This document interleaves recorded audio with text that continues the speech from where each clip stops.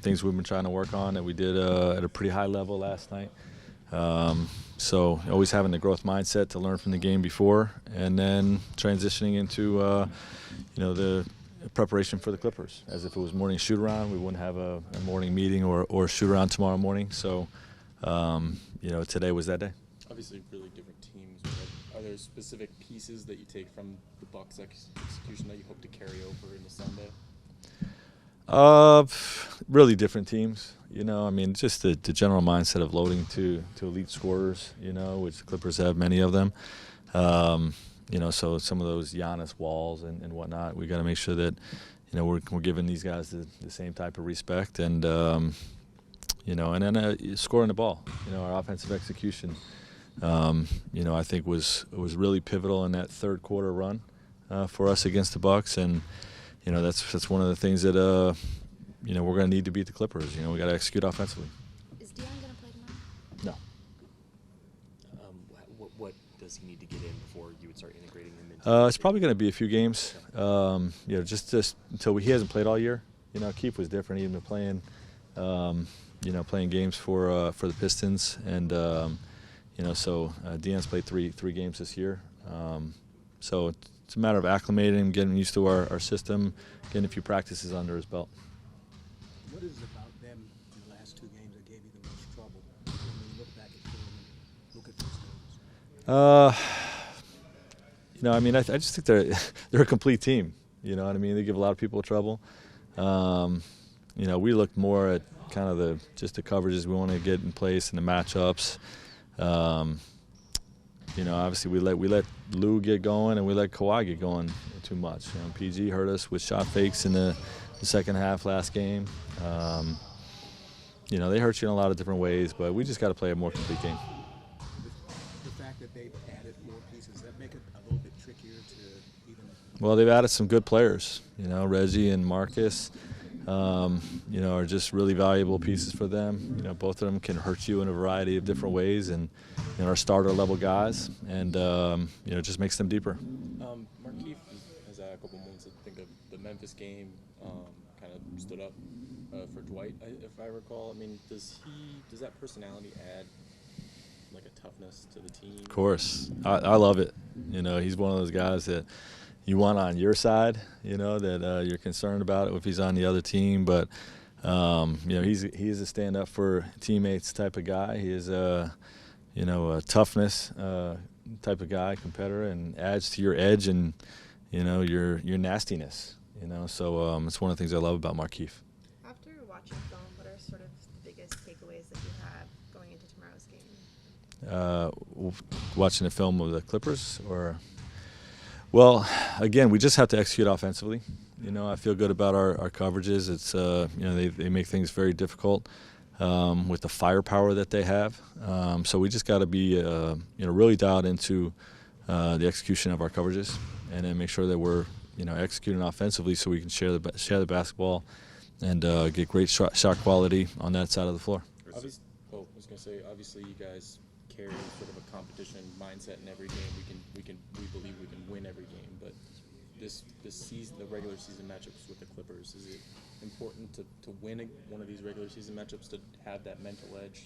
We have beaten these guys? Not really. The regular season games at the end of the day when the playoffs come around don't really matter. For us it's just about getting better. And believing that every time we take the floor, we can beat anybody when we're at our best, and no matter what happens tomorrow is going to change that. Is there any injury concerns to any of your guys for tomorrow? Any injury report? Just some soreness, but not anything that I'm not sure how we're listing guys, but there are guys dealing with some soreness. Are you? Oh, go ahead. I think it's probably been about a week since you were asked about coronavirus, and there's been more information and obviously more cases. Has that become a bigger part of what you guys have talked about internally over the last few days? Just educating our guys. We did have a meeting with our team doctor today, just to kind of, it's pretty common sense type of stuff. Wash your hands, avoid contact with others, type of things. And, but we have sort of we did have a meeting to address and just educate our guys a little bit further on it. Are you guys is Dion being held out of things in practice too, as he sort of gets his conditioning up and No, acclimated? he's in all the practice. In fact, he scrimmaged today with a couple guys that didn't play a lot last night, and with some of our video guys. So he'll be in all the practice work that we do. But this time of year there's not a lot of practice time. So, but we manufacture it, so that we're making sure that he's getting. Because the biggest thing with him is getting his legs under him, and so the more he can play 5-on-5, the better. This is generally a time when teams are condensing and tightening rotations and stuff like that. Is it how hard is it to kind of balance bringing in two pretty new guys and figuring out roles for them? It's difficult. I'm not going to lie about that, but it's there's such value in having these two guys on our team. Come playoff time, that everybody's going to benefit from it, and everybody sees the value in it. So it's tricky just making sure that they're getting some minutes to get acclimated without impacting the rhythm. How does it feel to be reacquainted with LeBron? Oh, I feel good, man. We got a little chemistry, so I'm a little bit more older, a little more mature, and it's good though. It's good. What was the process of you getting here like? What was the back and forth with the Lakers, the workouts? My agent handled that. So me, I play basketball. I just try to take care of that part, make sure I'm ready. Coming into the workout, just make sure I'm ready, sharp, things like that. Basketball for me, that's the easy part. I've been doing it my whole life, so I wasn't really worrying about the workout. I just wanted to, get a chance to talk, like coach and Rob been my agent for 5 years.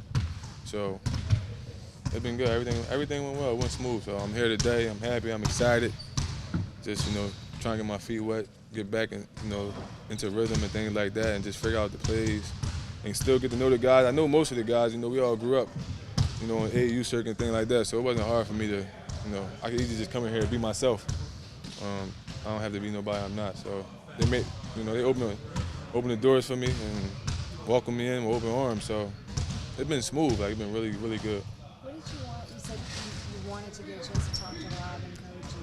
And, what did you want to tell them? Nah, sometimes, just talk to them, get the chance to know me, I get a chance to know them. I know Rob, but I'm just saying, things change over time. A lot of different things happen in your life throughout the years.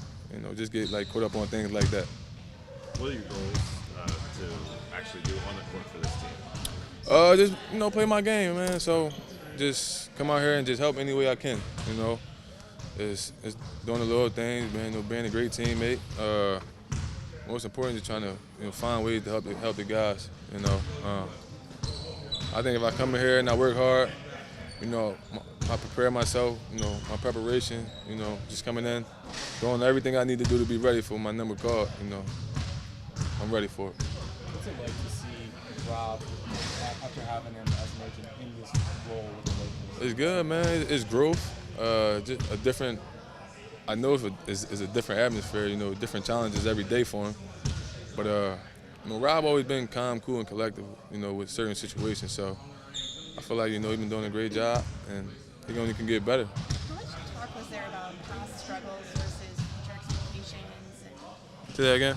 How much talk was there about past struggles versus future expectations and things of that nature? It wasn't none of that. At the end of the day, I'm grown, so you learn from your mistakes. At the end of the day, but we don't gotta keep dwelling on the past, things like that.